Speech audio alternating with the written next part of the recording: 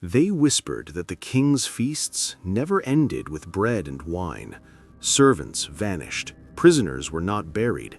In torchlit halls, power was proven not only by bloodshed, but by consumption. To eat an enemy was to erase them completely. Across ancient and medieval worlds, rulers crossed a line no crown could cleanse. This is not legend born of fear. It is the hidden origin of cannibal kings, where hunger, ritual, terror, and absolute power merged into history's most disturbing truth.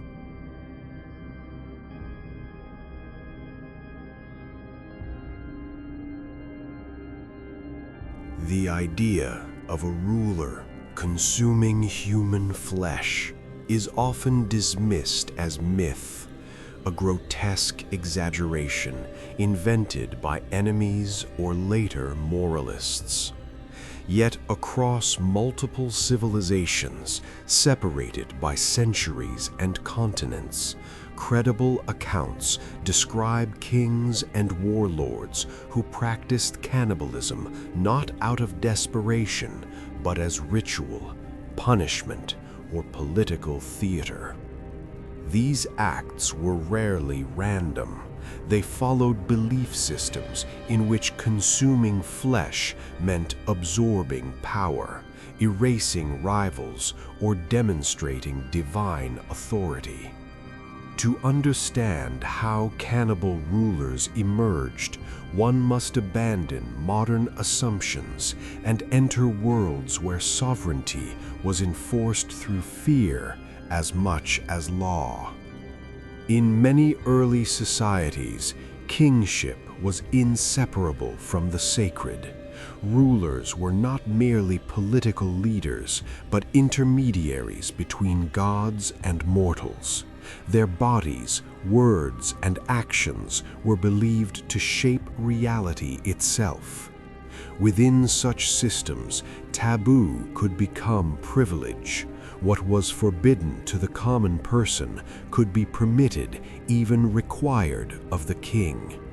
Cannibalism under these conditions transformed from an act of savagery into a declaration of cosmic dominance. One of the earliest patterns appears in ancient warfare. Victorious rulers often sought more than territory. They sought total annihilation of their enemy's legacy. Executing a defeated rival ended their reign, but consuming part of their body symbolically destroyed their spirit.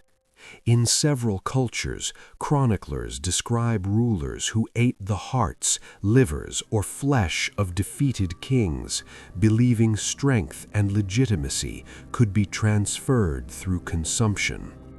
These rituals were performed publicly, ensuring witnesses carried the terror forward. Medieval sources reveal a darker variation. During periods of famine, siege, or religious extremism, rulers sometimes crossed into cannibalism as an assertion of control over life itself.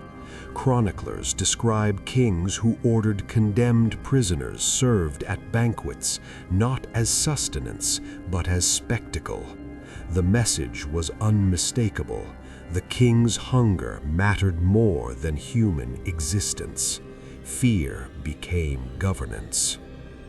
Importantly, many of these accounts were recorded by contemporaries, not distant legends.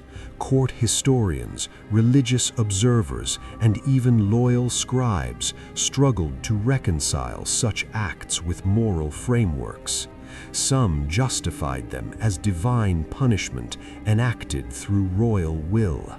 Others recorded them with horror, trusting future generations to judge what their own age could not challenge. These rulers did not see themselves as monsters. They believed they were enforcing order in a violent world. Cannibalism was power made visible. It erased boundaries between ruler and executioner, priest and predator. As long as subjects believed the king could consume them in body as well as in law, rebellion remained unthinkable. This is where the true origins of cannibal rulers lie, not in madness alone, but in systems that rewarded absolute dominance. To eat human flesh was to declare oneself above humanity, and once a king crossed that threshold, no law, god, or custom could restrain what followed. As kingdoms grew more complex, cannibal rulers adapted their practices to changing political realities. In early medieval Europe, rumors of human consumption often emerged during civil wars, successions, and religious conflict. Chroniclers hostile to certain rulers accused them of eating enemies or forcing victims to consume human flesh as punishment. While some accusations were propaganda, others were corroborated by multiple independent sources, suggesting that ritualized cannibalism persisted longer than modern narratives admit. These acts were not always frequent, but their symbolic value was immense. One recurring pattern involved judicial cannibalism. A condemned traitor might be executed publicly, after which a portion of the body was consumed by the ruler or served to loyal nobles. Participation became a test of allegiance. Refusal could mark one as suspect. In this way, cannibalism reinforced hierarchy. The ruler demonstrated supremacy, while followers proved loyalty by crossing moral boundaries together. Shared guilt bound the court tighter than law ever could. Outside Europe, similar dynamics appeared in parts of Africa, Central Asia, and the Middle East.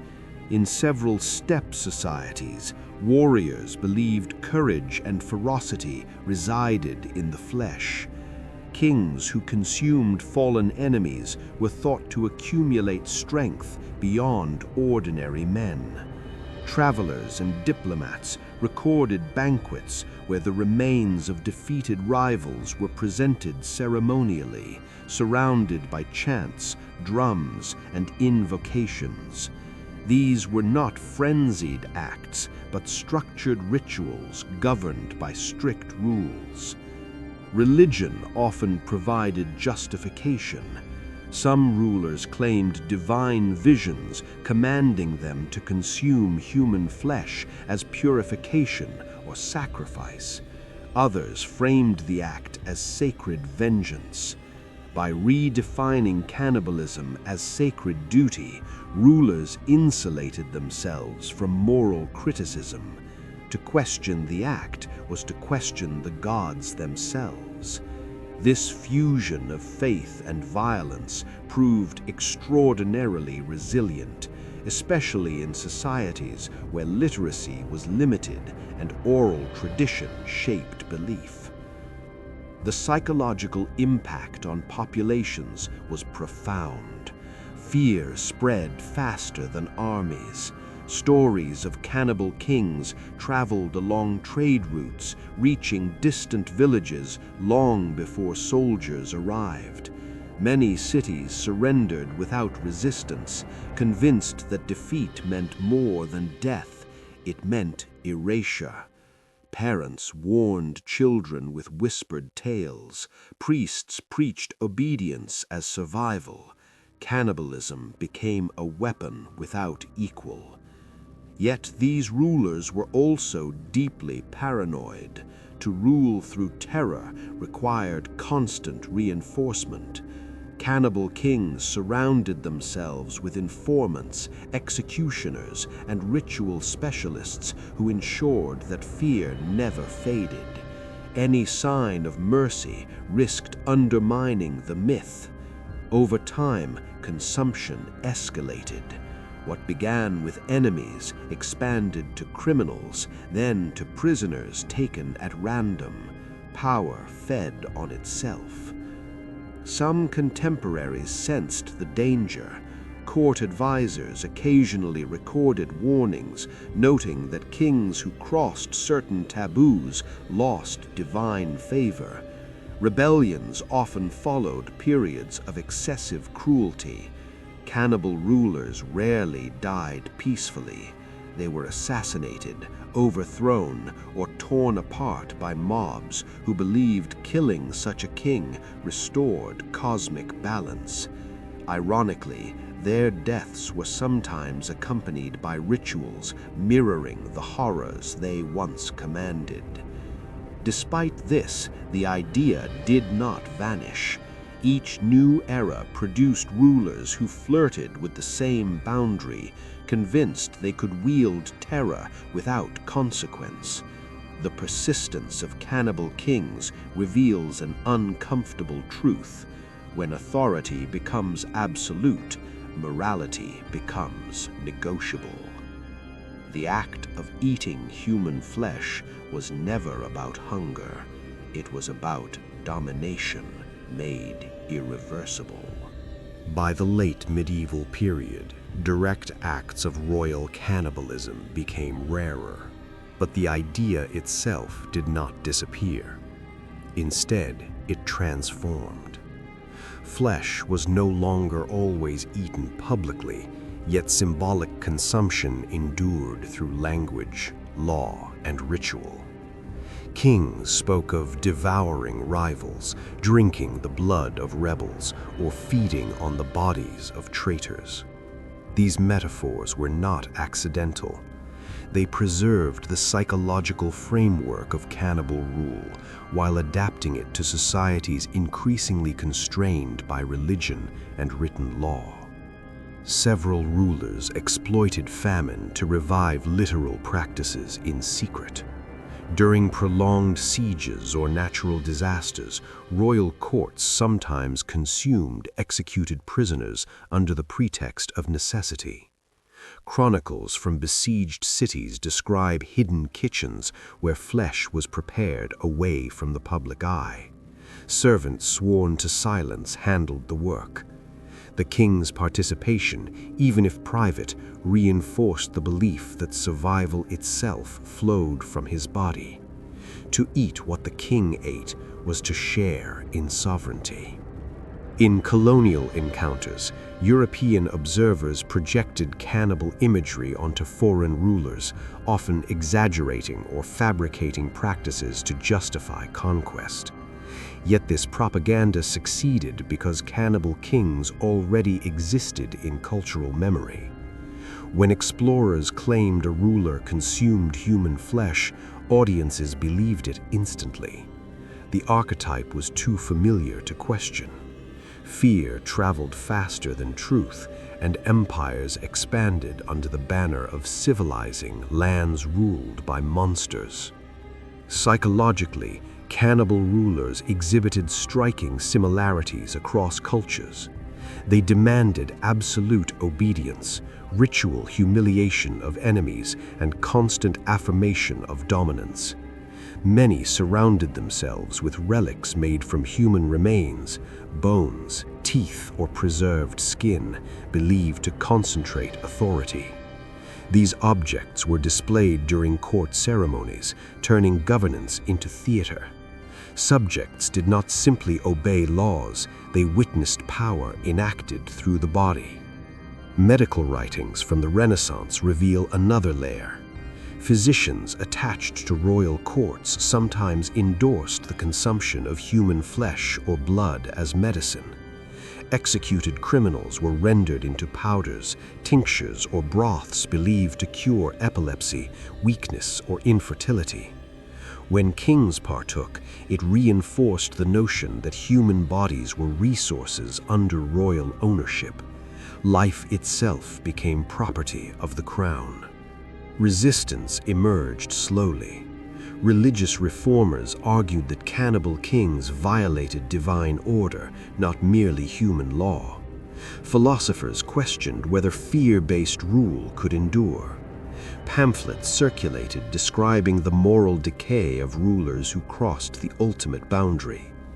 These texts reframed cannibalism not as strength but weakness, a sign of rulers who could no longer command loyalty without terror. For the first time, ridicule joined fear as a weapon. Yet even as literal practices declined, their legacy shaped modern tyranny. Dictators of later centuries invoked the same logic. Enemies were not merely to be killed, but erased, absorbed, reduced to fuel for the state. The body politic still fed on bodies. Mass executions, forced labor, and engineered famines echoed the ancient belief that power grows through destruction. Archaeology has confirmed fragments of these histories. Excavations beneath ruined palaces uncovered cut-marked bones mixed with ceremonial artifacts, indicating ritual consumption rather than desperation.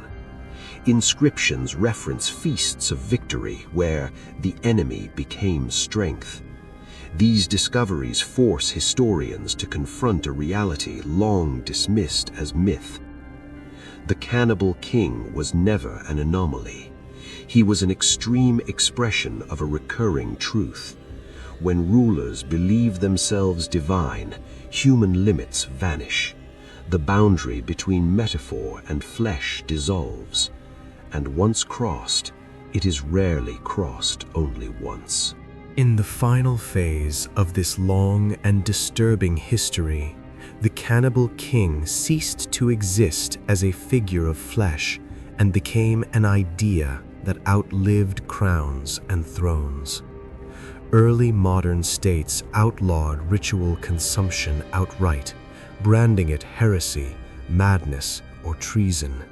Yet the impulse that once justified it did not disappear. It migrated into systems, institutions, and ideologies that no longer required a ruler to taste human flesh, to consume human lives. Legal records from the 17th and 18th centuries reveal a shift in language. Where chronicles once spoke of kings feeding on enemies, court documents now described subjects being used, spent, or expended for the good of the realm.